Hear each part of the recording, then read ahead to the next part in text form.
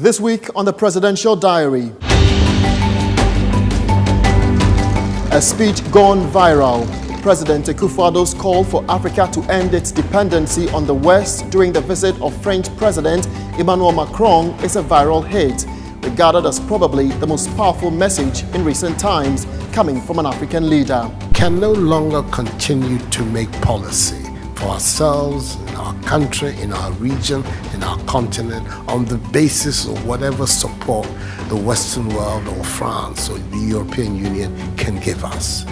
It will not work. It has not worked and it will not work. Hello, I'm Jefferson Saki at the Flagstaff House in Accra. The Presidential Diary is brought to you by the Communications Directorate at the Presidency.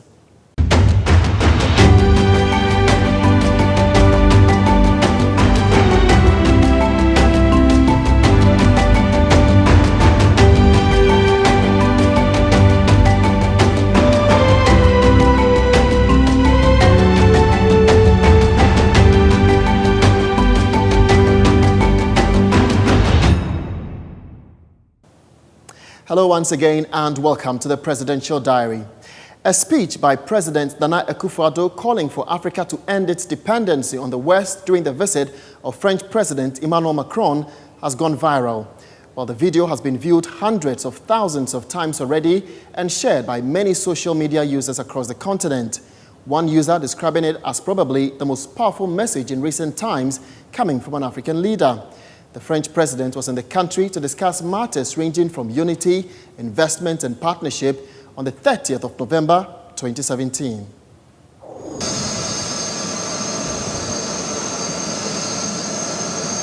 The first French presidential aircraft to touch down in Accra, carrying the youngest French president Emmanuel Macron on a day's official working visit to Ghana. Welcoming him is President Akufo Addo, a leader keen on deepening ties with France and Ghana's French-speaking neighbors.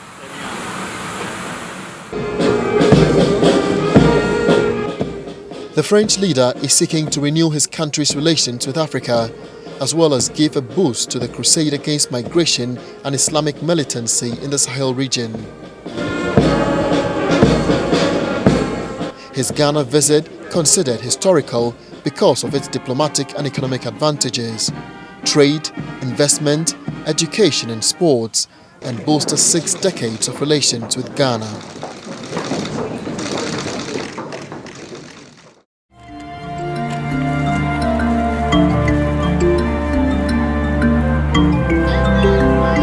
The colors of France, blue, white and red, and that of Ghana draped at the Liberation Monument at the Independence Square in Accra.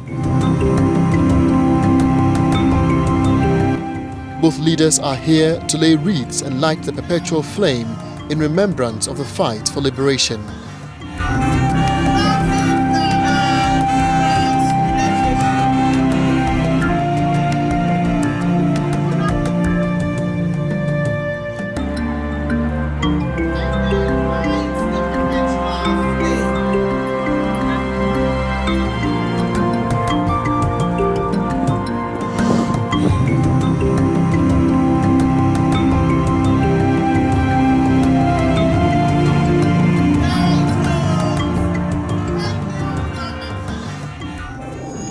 For us, this visit is truly, to use that much abused term, historic.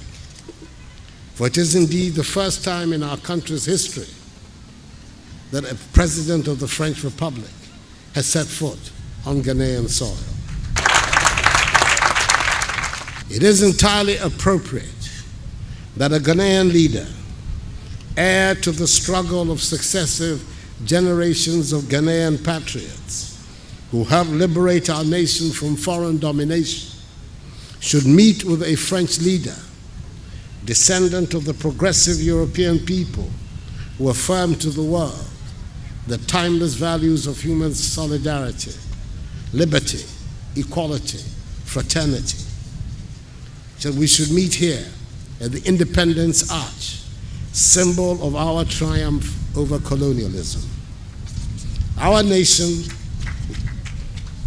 is dedicated to building a civilization the equal of any on the face of the planet, on the principles of freedom and justice inscribed here on this arch. The relations between our two countries date back to several centuries, and 60 years ago, with the independence of Ghana, we established formal diplomatic ties, which have been the basis for strong and cordial cooperation between our two nations. As a country bordered to the north, east, and west by French-speaking countries, we recognize the strategic importance of our immediate neighbors and of France to the development of our country. We stand shoulder to shoulder with France in attempting to develop our economies, to provide opportunities for its citizens to fulfill their aspirations, especially the youth. We stand ready to renew and deepen our relations with France for the prosperity and progress of our two peoples. It is a tremendous honor to start my visit in Ghana alongside the President on this very symbolic place and in this very symbolic year. Celebrating the 60th anniversary of your independence is not a side event. It is at the core of the new partnership I want to build with you, with Ghana, with Africa. France is stronger within Europe, and Ghana is stronger within ECOWAS and the African Union. Today, I want to echo Nkrumah's call and say that not only must Africa unite, but also that Europe and Africa must unite.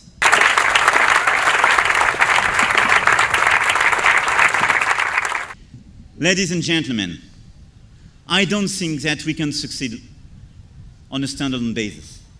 I don't think that France or Europe can succeed without Africa. And I don't think at all that a country like Ghana can succeed without a stronger Africa and a stronger partnership between Africa and Europe. I'm coming to you today to propose that we build together a common future for our children. Our two continents have a shared history, but today, what we have above all is a shared destiny.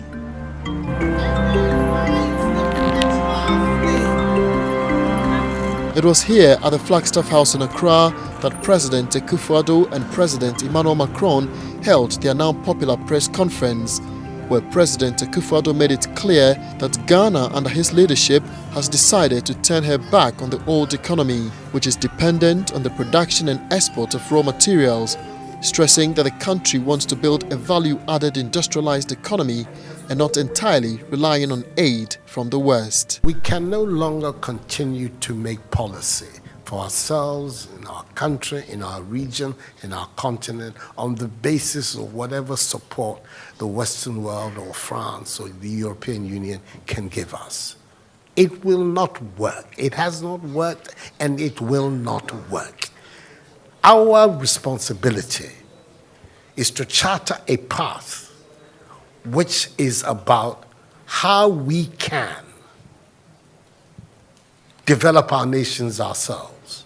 It is not right for a country like Ghana, 60 years after independence, to still have its health and education budgets being financed on the basis of the generosity and charity of European taxpayers.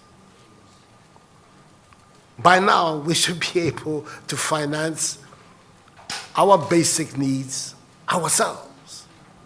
And if we are going to look at the next 60 years as a period of transition, a period whereby we can stand on our own feet, our perspective has not to be what the French taxpayer decides to do with whatever surpluses that they have in France. They're welcome. They're appreciated. Whatever interventions that the French taxpayer through their governments make to us are appreciated. We're not going to lick a gift horse in the mouth. But this continent, with all that has happened, is still today the repository of at least 30% of the most important minerals of the world. It is a continent of vast, arable, and fertile lands. It has the youngest population of any of the continents in the world. So it has the energy and the dynamism. We have seen it. These young men who are showing so much resilience and ingenuity in crossing the Sahara, finding ways to go across with rickety boats across the Mediterranean to really, those energies, we want to have those energies working inside our countries. And we're going to have those energies working in our countries if we begin to build systems that tell the young people of our country that their hopes, their opportunity are right here with us. Migration and the movement of people is being presented in a manner which suggests that somehow it's a new phenomenon. There's nothing new about it. It's as old as man, the movement of people. And it has always been linked to the same thing: the failure of where you are to provide you with an opportunity, so you move somewhere else. Those of you who are familiar with 19th century European history would know that the biggest wave of immigration in 19th century Europe, the latter part of it, came from Ireland and from Italy. Waves upon waves, generations of Italians and the Irish people left their countries to seek the American paradise, largely because Ireland was not working, Italy was not working. Today, you don't hear it. Italian young people are in Italy. Irish young people are in Ireland. We want young Africans to stay in Africa. And how are they?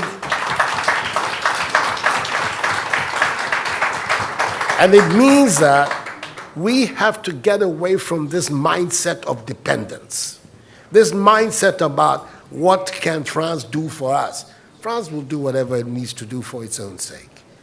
And when those coincide with ours, tant mieux, as the French people say. But our main responsibility as leaders, as citizens, is what we need to do to grow our own countries. What are the institutions that work, that will allow us to have good governance, to have accountable governance, to make sure that the monies that are placed at the disposal of leaders are used for the interests of the state and not for those of the leaders, to have systems that allow for accountability, that allow for diversity, that allow for people to be able to express themselves and contribute to fashioning the public will and the public interest.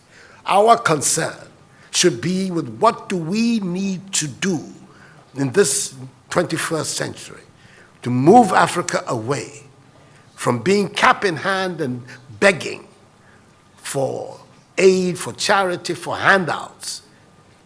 The African continent, when you look at its resources, should be giving monies to other places. We have huge wealth on this continent. In our own country of Ghana. And we need to have a mindset that says, we can do it. Others have done it. We can also do it. And once we have that mindset, we will see it as a liberating factor for ourselves. We keep talking about how it was that Koreans, Malaysians, Singaporeans, who got their independence at the same time as us. We're told of that at the time of Ghanaian independence, per capita Ghanaian income was higher than that of Korea. Today, Korea is part of the first world. So is Malaysia. So is Singapore. What happened? Why did they make that transition? And 60 years after independence, we are where we are. Those are the matters that should concern all of us as Africans, as Ghanaians. And not, when I say so with the greatest of respect to the French president, I think that the cooperation of France is something that I am, as you know, a strong friend of France. I am Francophile, so I don't have any difficulty with that. But I'm talking about our own propulsion, what we need to do to get our countries to work so that we can create the conditions that would allow our young people to forego this hazardous effort to get to Europe. They're not going there because they want to. They're going there because they don't believe they have any opportunities in our countries. So that should be our focus. And I believe that with that if we change that mindset of dependence, that mindset which is contingent on aid and charity, we would see that in the decades ahead of us, the full flowering of the African peoples would take place. And that new African personality that was talked about at the time of our independence will become real and imminent in our times. That's what I'm saying. I hope that I'm not upsetting the questioner or even some of my friends who are here. But these are my strongly held beliefs. And that is the reason why I've adopted as the slogan of my presidency, of my period of the Supreme Office of Ghana, that we want to build a Ghana beyond aid. A Ghana which is independent, which is self-sufficient, that is capable of standing on its own feet and building its own life. We can do it if we have the correct mindset to do so. Mr. President, those are my contributions.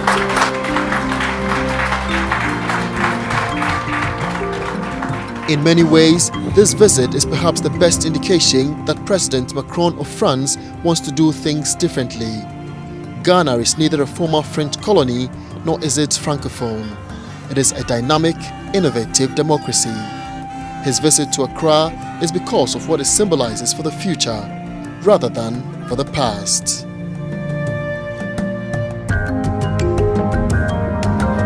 The Presidential Diary returns with more after this break.